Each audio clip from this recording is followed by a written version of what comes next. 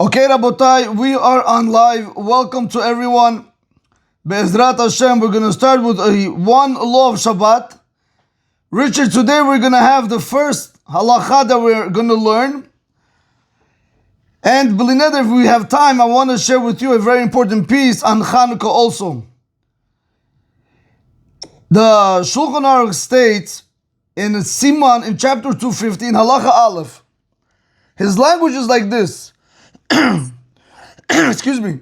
Yashkim baboker bayom shishi lahachin tzarchei Shabbat. There is a halakha, there is a law which requires us to wake up early in the morning on Friday in order to prepare our needs for Shabbat. A lot of people start preparing for Shabbat on Wednesday. Some start doing shopping on Thursday. The real mitzvah, the real commandment, it should be try to be done on Friday if possible. Listen, if you cannot do it on Friday, okay, you can do it on Thursday, you can do it on Wednesday.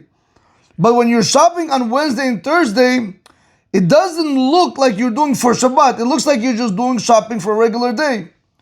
So therefore the halakha says you should wake up early in the morning on Friday and start preparing the needs of Shabbat. Is this clear so far, Jigarik? You put everybody on mute. That's great. You guys, if anybody has a question on this? Everybody can unmute themselves. Rabbi, is it true that if we're spending money on Shabbat and when we are actually spending that money and we say, hey, this is for Shabbat, right, God will bring it to us back in one way or another? Right, you have to say Lichvos Shabbat Kodesh, correct. Exactly, yes. If you say it's for the honor of Shabbat, that money is not detracted from your own pocket. That money Hashem is going to replenish you again.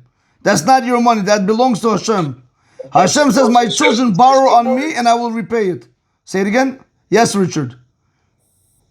No, you said yesterday, which was great.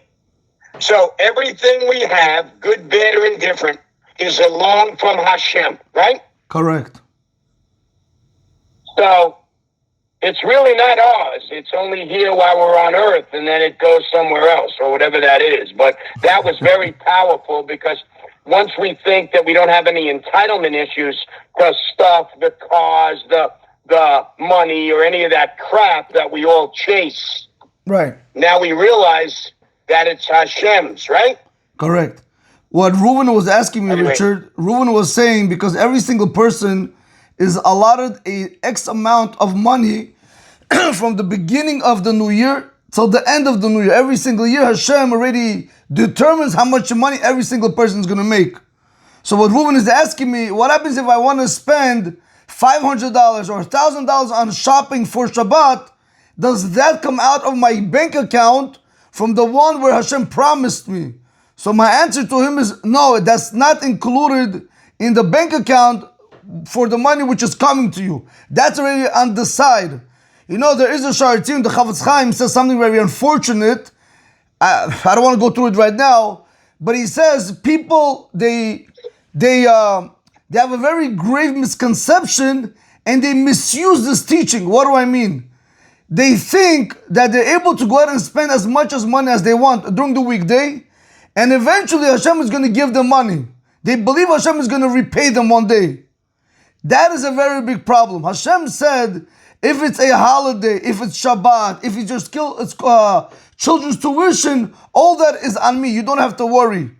But when you're spending extra and you don't have that money in your bank account, you put it on your credit card and this, and you go $15,000, $20,000 vacations, and then you say God is going to repay me back, that you cannot do. The Rav Chaim says, because of that, people to come to steal, people come to kill, people come to rob other people, because they're not able to, they have nothing what to pay back with. So they believe God is going to give them the money. When is that? You could only believe that if it's for Shabbat, Yom Tov, for your children's tuition. You don't have to worry. You could go ahead and spend money. Not a big deal. Hashem is going to for sure repay you.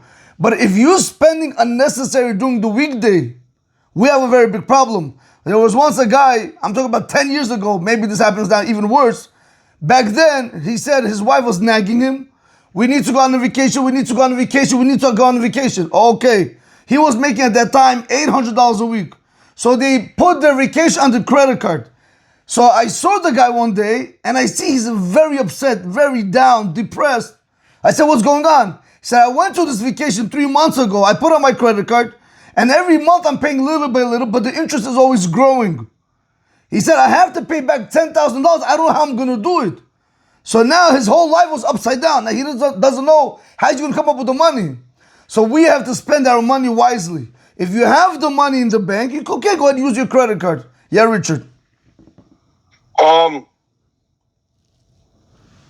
So Ruben said, or you said, like, if he spends money on Shabbat, like on Saturday, you guys, we're supposed to lay low on Saturday, right? Because it's a special day, right? Right. It starts Friday night. Correct. It starts Friday night with sundown. Okay, no problem. Also, wait, there was one more thing you said that was kind of interesting. You said, in the Jewish New Year, Hashem allocates, let's say there's 20 guys on the screen. Each one of us is allocated a certain amount from the first day of the Jewish year to the last day of the Jewish year. Yeah, that's the way you look at it? Yes, that's what our rabbis of blessed memory Okay, so when you do that, would you tell them I help a lot of people? Would you give them a little push to put a few extra pennies in Spike Rock off Richard's account, okay? Would you please tell them to do that? Richard, you could do it directly, Richard. We don't need no middleman to speak to God. You can speak directly to God yourself. I speak to him a lot, Rabbi. You don't have to worry about that.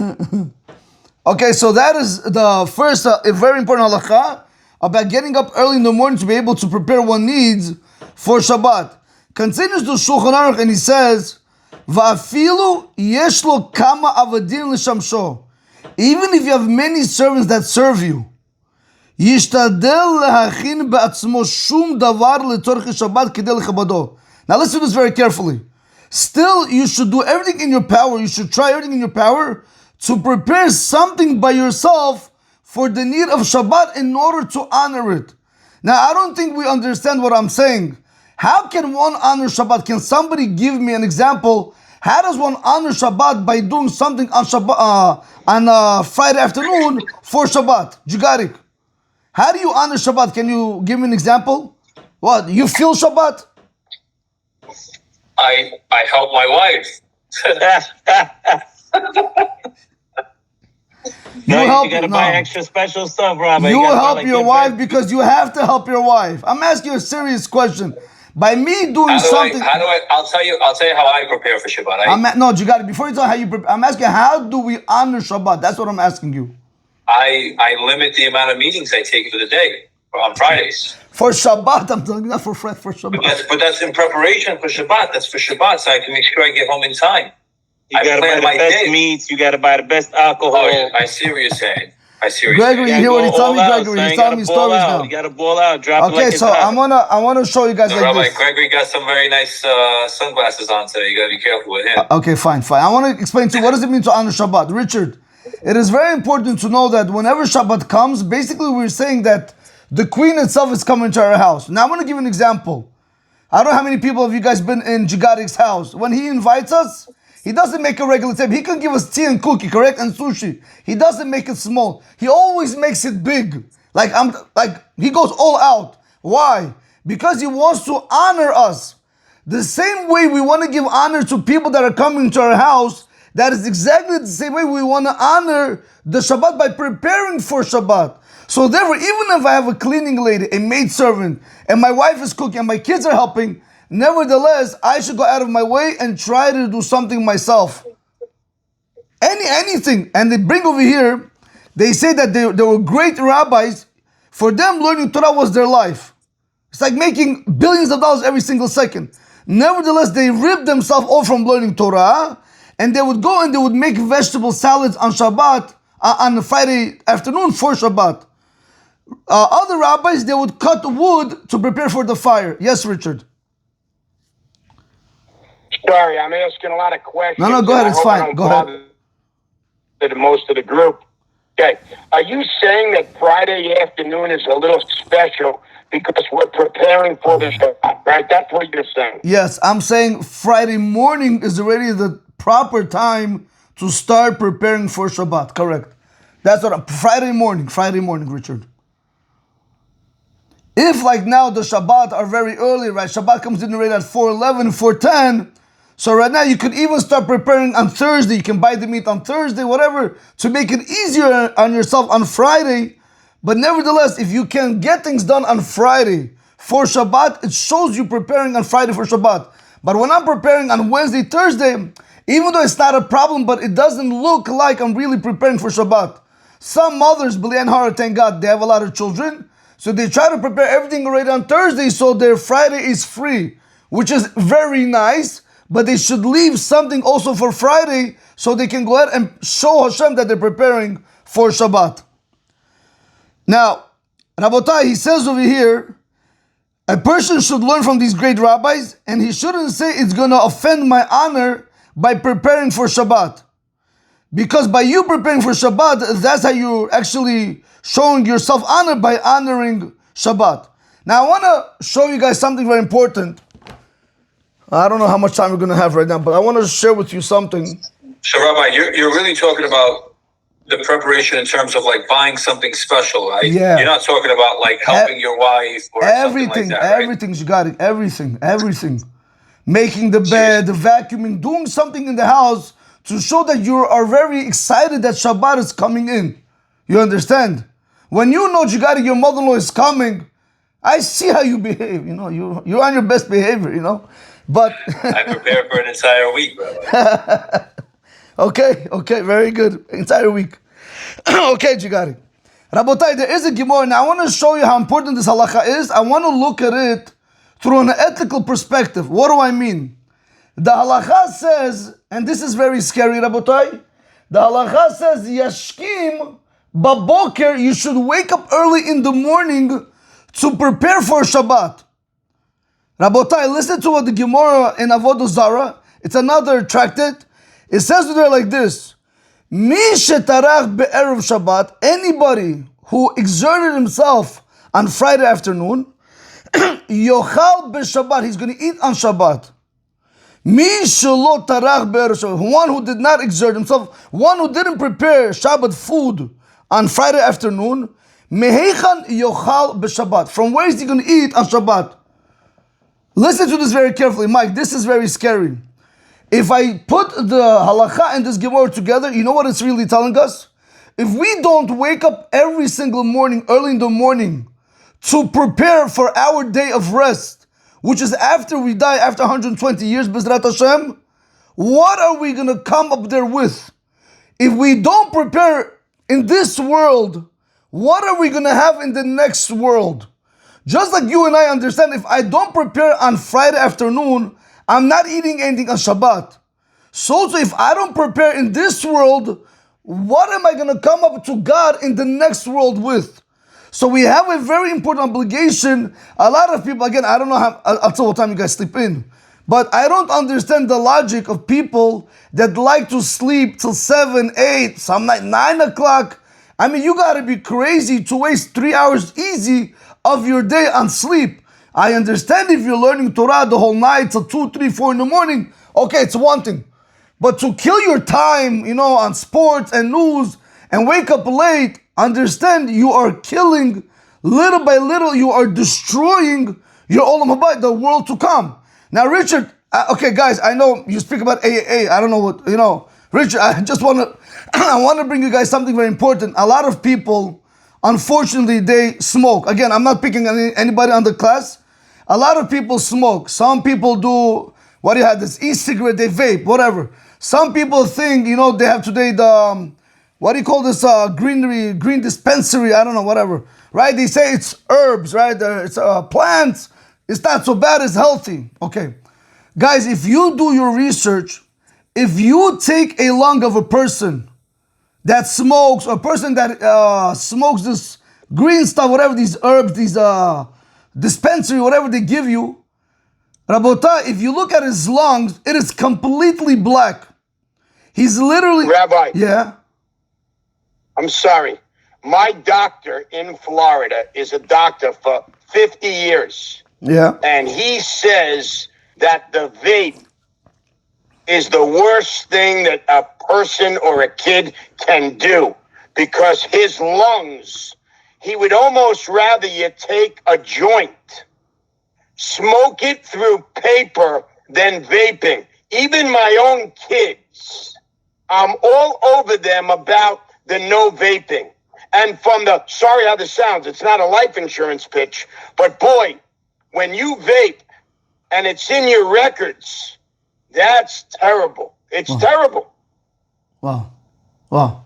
That's what you were talking about. You were starting to talk about the vaping with the lungs, or what it does to the lungs. Right. So people feel that it's okay, even though the herbs, these plants, they sound natural, they sound normal. But if you look at a person that does do it, his lungs are completely black. Compared to a regular person who doesn't do it, his lungs are clean. Do you know what that comes to teach us? A person, same thing with us, Rabotai, we have a neshama, we have a soul. If when we are not doing mitzvot, when we're not accumulating mitzvot by living in this world the proper way, and we are doing sins, we blacken our soul. Instead of having our soul being white when we come up to God, our soul is going to be completely black. So, Richard, yesterday you started speaking about not kosher food. I'm just going to give you an example. Speak about not kosher food. If I can relate, it is exactly the same thing. To the body, it might be healthy. It not necessarily, but it might sound, it's not a problem by eating not kosher food, but we should understand that it's destroying our soul, just like cigarettes or vaping or taking other herbs destroys our lungs. Because you have to understand. Wait. I'm sorry to interrupt you. No problem. Go ahead, Richard. Okay. So it's great. I have an unbelievable amount of respect for you. Are you saying that from the very Hasidic religious Jews' perspective, the not eating kosher is as bad as smoking through a vape? Yes. Okay. Yes. And I completely disagree with you about that. But remember, you guys, most of you, I guess, are 7, 8, or 9, 10 Jews, and I'm a 5, where I used to be a 1. 1 second, Rich. Rich, let me ask you a question. Sure. Are we agreeing on this? Look, when you say that vaping or cigarettes, I'm comparing it to not kosher. Why am I comparing it? Because when a person consumes not kosher food, you might not do any damage to the body. Correct? But we don't understand that is harming your soul. Now, ask me the question, what's more important, a person's soul or a person's body? What's more important? The soul. Are we sure? No. So it is. I'm not sure. When I get done with your calls, I'm not sure about anything. So it is, Richard.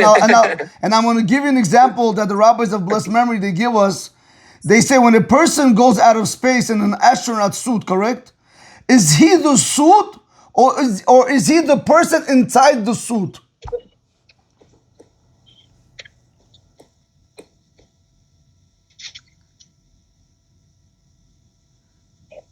Richard, what do you say? The person inside the suit. Same thing with us, Richard. We are not, whatever you see, the physicality that you see, we're not the people that you see on the outside. We are the soul that's inside each and every one of us. So yeah, when a person is able to go out and destroy his lungs, okay, but at least he doesn't get cut off from the next world. I mean, he'll be held responsible because the Torah says you're not allowed to damage your body unnecessarily. It says clearly you have to guard your body very much. You can't walk out in the winter without a jacket. You're not allowed to do it. You can't walk out in the summer with 10 jackets. You could become sick. A person has to watch after his health. But at the same time, when a person sins, it's a little bit more than just damaging your body. You're damaging your soul where you have to go out and you have to repair it. And to repair the soul, it's not as easy as just putting a sheetrock painting over it and there's nothing there. I'm going to give you one story, Richard. It's a very, very old story. There was a husband and a wife. The husband used to always offend his wife every single time. He used to say not nice words to her every single time. So the mother said to her daughter, look, every time he upsets you, take a hammer with a nail, go to the tree, and hit the nail into the tree. So for what purpose? Just do it. Okay. So this happened 1 week, 2 weeks, 1 year, 2 years, 10 years. One day the husband decides to go outside and he says, wow, what's this tree with all these nails? He says, these are all the times that you hurt my feelings. Well, I did it to you. I did it. Okay, let's make a deal. For every time that I'm not going to hurt you, I'm going to be nice. Can you remove one nail? She said, deal. So every time that he started being nice with her, she would remove one nail and one nail and one nail. Eventually, when all the nails were removed, the husband came and he said, 1 second, why are there so many holes? So the wife told him, even though the nails are removed, but the wound, the damage is done. Same thing with the soul. Whenever we sin, yeah, you could do teshuvah. You could renew yourself, but we're damaging our soul worse off than the body. That's why rabbis of blessed memory said, who is worse? A person who kills, meaning a person who kills one spiritually by telling him to go against God, or a person who shoots somebody in the head? Who's worse off? Not the guy that shoots a person in the head because he only kills him physically. What Hitler did, he only killed the Jews physically, and they were able to at least have the next world spiritually. But when you kill a person spiritually by allowing him to do sin, yeah, he's alive physically, but he's not going to have a future in the world to come. So that's why it's very, very important that we see from this halakha, what does it mean to wake up early in the morning? While we are in this world, we shouldn't be sleeping our life away. We should do as much as possible to accumulate wealth, meaning wealth of mitzvot and Torah, because that's the only thing a person can be able to take with him to the next world.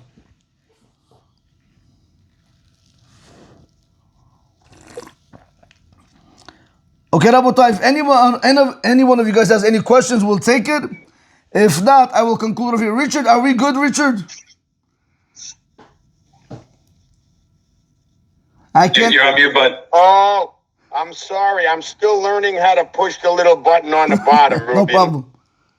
No, I mean, it's very informative. Yes, your topics in the last week and a half are getting me at least pontificating, thinking about it. Some of the stuff is above me. Some of the stuff, I won't get into it because it's late already. But anyway, thank you. No problem, Richard. Anybody has any more questions? I'll see you guys tomorrow, Rabbi. I'll see you guys. Good class, Rabbi. Good class. No problem, guys. Thank you, Rabbi. Thank you, Rabbi. All right, I'll see you guys. I'll see all of you.